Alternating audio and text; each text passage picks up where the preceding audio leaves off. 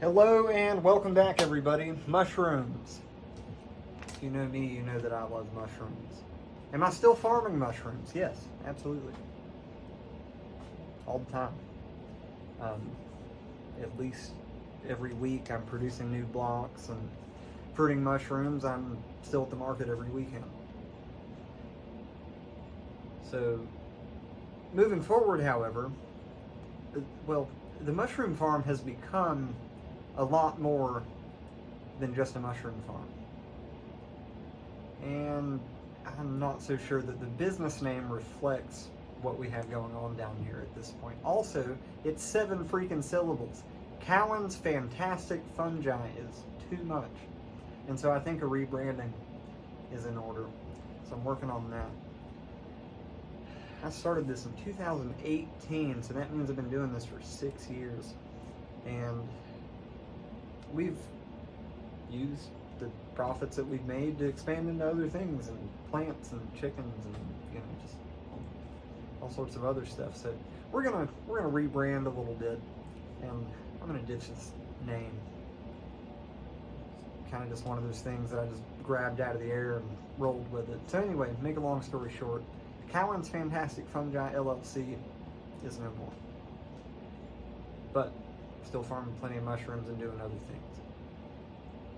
That's all I'll say for now. Moving on. Plants.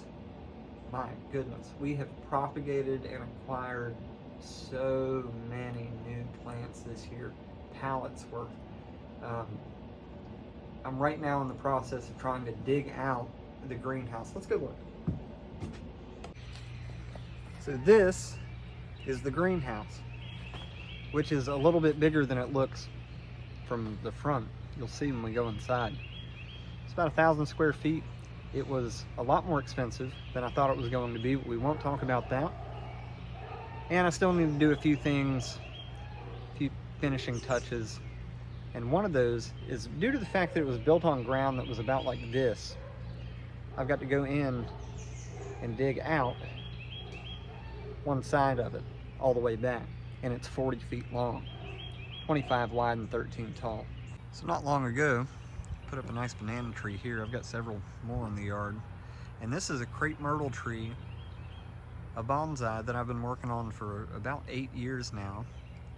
I dug that up out of a friend's yard in, I believe it was about 2016. I'm just now getting around to refining it and carving the dead wood, making that look a little prettier. So at the moment, just kind of roughing it out with a hammer and chisel. You can see there where I'm starting to hollow that one out. I'm going to do that with the rest of them, come through with the Dremel tool. I've already hollowed out some of these dead branch areas with the Dremel, and you can see over the years where I've cut it here and there and there. So you let it grow thick, and then you cut it back, and then you let a new branch take over, and then you cut it back, and you get that nice taper. But anyway, not to go on about that. All right, so this is what I'm talking about. You can see I've dug it out some already over here. This has already been done, but it's got to be dug out going all the way back 40 feet, and I've gotten to about right here. And it's the middle of summer, and it's really hot. So I'm in no hurry to get this done. That said though, I've just about finished this area of the greenhouse. This is where the wood stove is, and I'm going to add propane for this winter so I don't have to get up in the middle of the night every 3 freaking hours and come put wood in this thing. I'll start it when it cools down enough to where the temperature drops low enough to kick the propane on. That'll kick on, so I'll kind of run both at the same time. And that'll hopefully let me get some sleep this winter, because last winter was rough. But I've also put in some lighting here, so I can see them here at night, which is awesome. And there's a lot of new things in here. So propagating, yes, busy, busy, busy, all the time. Plants, started doing this back in like 2020, 2021, and just like the mushroom thing, you know, just kind of blew up, so still doing it. Lots and lots and lots of propagating. I propagate, root, or graft at least 5 new things every day. big or small, at least 5. And for all of the things that I'm good at growing, I never seem to have great luck with vegetables. I'm just not good at it. They always seem to become infested with something or just die when the weather gets hot, so I'd rather just buy them from other people who are better at it than I am and produce better quality vegetables. However, I've planted a bunch of these Jerusalem artichokes.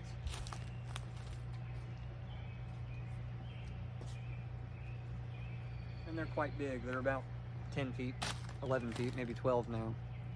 So those are crazy. They're a root vegetable that grows as a tuber under the ground. So you harvest them after the end of summer. And they're also known as fartichokes, and they have that effect on me also. So I don't personally eat them, but they're supposed to be really good for your gut health. So gardening, landscaping, all that, I love it. I love everything to do with it. And if you can remember from my videos 3-4 years ago, all this shit was nothing but dirt. So it has come a long way. I've also planted a whole bunch of those giant elephant ear bulbs. So once again, another side quest that's just blown out of proportion. So chickens, yes, chickens, still have them.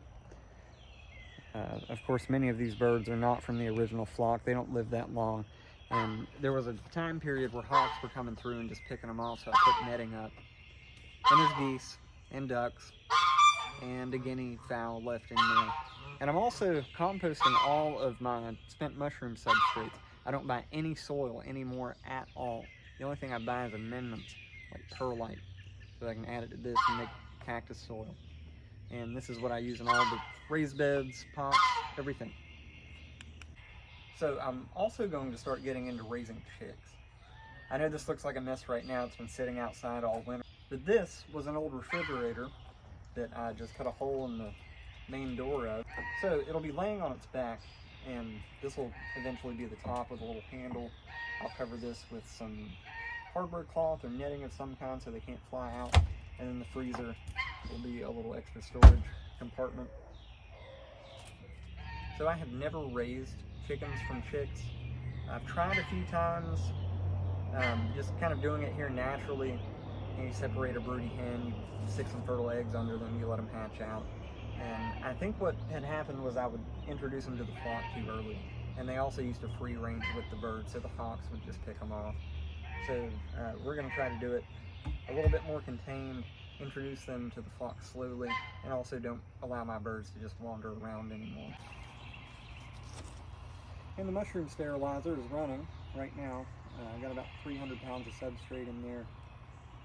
And yeah, so like I said, we're still farming. We're just doing a lot of other stuff too. And of course, I took on an apprenticeship to become a tattoo artist, so I've been pursuing that. But no, all of this is still going on in the background.